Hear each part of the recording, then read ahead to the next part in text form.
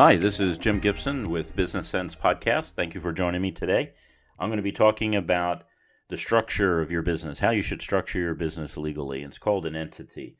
How are you going to present yourself legally to the world? I want to start out with, I am not a lawyer. Everything I'm saying is my opinion and my opinion only. So you need to do some research on this yourself. And I would say do the research first and then go see a lawyer and get legal advice. Each state is different, and corporations are dealt with differently in each state. And so you want to talk to a lawyer in your state where you plan to do your business. Now, first of all, when I started Nova Voice and Data Systems, actually it was called Nova Communications back then. I started with Nova Communications, and I started it as a proprietorship. And of course, I do not recommend that you start as proprietorship, but it functioned for me for a couple years, and there was a reason why I started at that level. First of all, I didn't have the money. Doing an S corp or C corp or an LLC is just very expensive in California. But doing a proprietorship, which is what I started out as, is very inexpensive. And what I did is I went down to the county clerk's office, and I filed what's called, or used to be called back then, a fictitious name statement. And I was telling the county that I wanted to do business in the county of Orange County, California. And this business I wanted to do, wanted it to be under Nova Communications. And so they looked in their books to see if anyone else was using that name in the county, Orange County, California, and no one else was using the name. So they allowed me to use that name. I filled out the form. I gave them a couple dollars, and voila, I was in business. Now, that gives you some advantages. First of all, you can go to a bank and you can, you can order your checks. You can have check accounts, the savings accounts, all those other things. You can't do that unless you have some sort of legal entity. Now, you can also use your own name, just your name. People are paying you directly to do the work.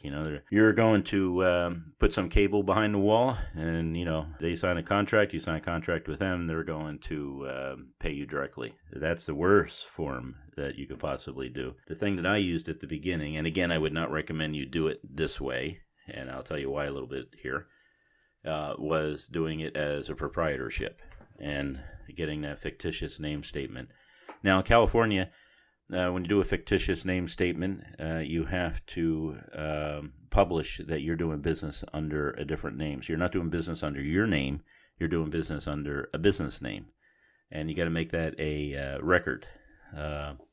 And what you do is you go to a newspaper, and they'll tell you what you have to do, actually. Back then it was you go to a newspaper or record, and then what you do is you take out a little ad in the business section, and then it would say things like, for me it would say Jim Gibson is now doing business as Nova Communications. And so that is great. And the second reason I did is not only did I want to start a business and get going on it, but I was applying for my contractor's license, and you weren't allowed to have a contractor's license unless you owned a business or unless you worked for a business. And so I had to have a business up and running before I could apply for my contractor's license. So I got my contractor's license, and I think I already talked in some of the other podcasts how I started very slow, did a lot of my research, everything else, did my due diligence, everything else. I worked, I kept my full-time job. I didn't quit and just go cold turkey, because some people say that's the best way to do it. For me, it was not the best way to do it. Maybe if you have more experience in business than I did 30 years ago, maybe you can do that, and great, works for you. But I didn't stay at proprietorship for very long. What I did was I incorporated. There's a reason why you want to incorporate, and that's for legal protection and some financial protection. So I incorporated as Nova Voice and Data Systems, and that little saying at the end, Inc., shows that I registered with the state, and in the state of California, probably is the highest in cost to incorporate and to maintain the corporation. Each year, it's about $800-900. Even if you don't sell anything, you still have to pay that money just to have that incorporation at the end. And you have a lot of legal stuff you have to do, and it's not tedious. It's far from that as far as the legal stuff. You have to hold a meeting once a year. You have to keep on filing with the state, telling them that you're still alive and where you live and what your name is and all. But legally, when you're incorporated, you're treated as a separate entity. So in other words, it's no longer Jim Gibson who was doing business. It was now Nova Voice and Data Systems doing business. Jim Gibson was the owner of the corporation, but he was also an employee of the corporation. And you really need to be incorporated for a couple reasons, but the main reason is for legal protection. So one of the things that happened to me years ago was I had an employee who decided to make an illegal U-turn, and I don't remember all the details. This is about 15 years ago. When he made the illegal U-turn, he caused an accident, and a person got injured in the accident. Not seriously, thank God. It wasn't serious. It was just a broken bone.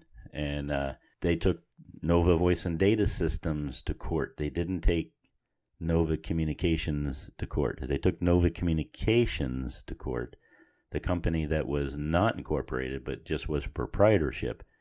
Then they could sue me personally because I was doing business as Nova Communications or proprietorship. But because I took the time to incorporate, the corporation is treated as a separate entity. So you have legal protections there.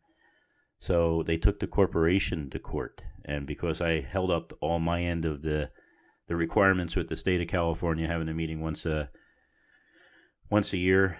I think it's once a year, twice a year. I think we do it more than that anyway, so it's not a big deal. And then, of course, there's other requirements. In other words, I have separate bank accounts and credit card accounts and stuff like that I use just for the business. I never commingle money. So my personal money is not used for the business, and the business's personal money is never used for me personally. But it's only used for the business, and I keep records and everything else. So that's what you'll need to do. Now, the question is, what type of corporation? Well, you want to use a corporation that has a thing called pass-through.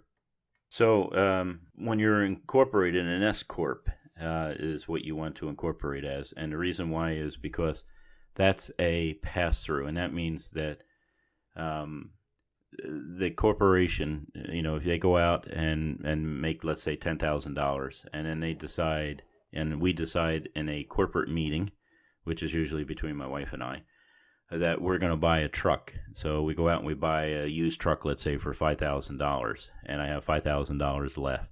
Well, I'm not taxed on $10,000 personally. I am taxed on what I didn't spend on corporation. So the truck that I just bought for $5,000, the gas I put for the truck, the insurance for the truck, the tires I put on the truck, all that is pre-tax dollars. So if I make $10,000 and I buy a truck for $5,000, it costs me another $2,000 to use that truck for the year, then I am not taxed on that $10,000. I'm only taxed on what I take out of the business.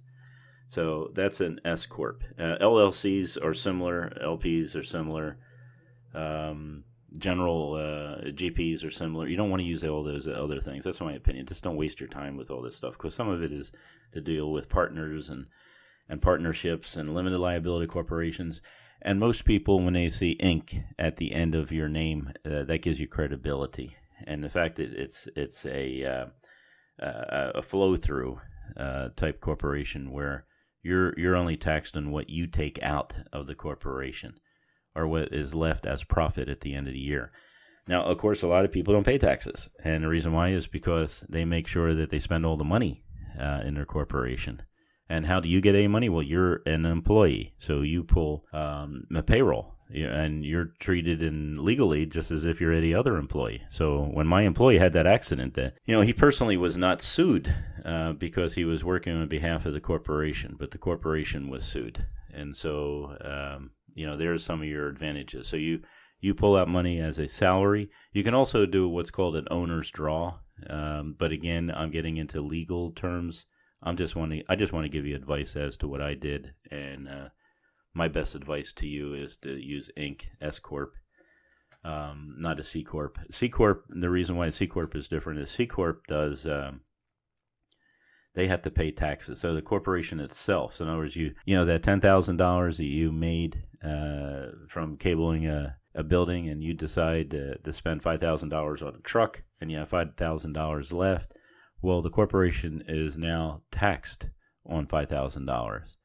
And so you decide, you want to take out another, you want to do an owner's draw of another $5,000. So it's already taxed once as a C Corp, but you're going to pull money out, then you're going to be taxed on that money. So it's double taxation on a C Corp, and it's just not worth it. An S Corp gives you all the protections of a C Corp, gives you all the, the credibility of a C Corp, but an S Corp is a pass-through. And that means that all the taxes flow to you personally, but with all the benefits, and there's no other taxes in between. And that's really the best way to go. Of course, you want to talk to lawyers, and I keep on emphasizing that. Now, the next thing you want to do is you want to get a liability insurance, and you want to have that liability insurance on your corporation. So, like what happened with me is I had that, that employee had that vehicle, had an accident with it, and we were sued. And the reason why I didn't go out of business was because I had a $5 million liability coverage on the business. Now, maybe it was $1 million. I don't quite remember. It was so long ago. But you want to have liability insurance, and you want to make sure you maintain it. Don't go around. Don't think you can do it without insurance, because you're going to be sued eventually. And the more successful you get, the more likelihood is you're going to be sued, because that's just the nature of being in business today. So I've given you some ideas. The bottom line is start a business, take that .com that I told you about. So now you're all lined up to start a business. So what you need to do is take that name that you picked at the last podcast, and you need to go to your state and get all the details concerning incorporation, and you need to go and talk to a lawyer who's legally allowed to function in your state, who has a license in your state and knows business law. So you need to find someone like that. Hey, it's probably no more than a half hour worth of time and talking to that person, but you need a relationship with a lawyer because you'll use that person off and on. I have a lawyer I've used for 25, 30 years now. So I take all my concerns to him. I call him up on the phone. He gives me answers to all different things. And it's not often, maybe once a year, twice a year. But the bottom line is you want to secure that name. You want to get incorporated. Then you want to get your liability insurance before you do anything. Always remember a competitor. I feel sorry for the competitor that this happened to him. But he sent out a technician to do work in a very, very nice office. It's on the second floor, everything else, and as he was fumbling around with the ladder hit a sprinkler head and broke it, and the sprinklers went off, and it cost about $200,000 from what I was told in damages. That's where your insurance comes in. They will cover things like that. Again, you're going to have to get the details from the insurance company, because I've also had an insurance company that walked away from an issue. They kept on coming up with excuses why they shouldn't pay. And I just found another insurance company after that. I did not want to deal with them anymore. So make a long story short, we've talked about some pretty important things today. And you know something? Talking all about business and how to start a business and everything else doesn't mean anything unless you actually do it. Actually plan it. Actually had deadlines when you're going to do things.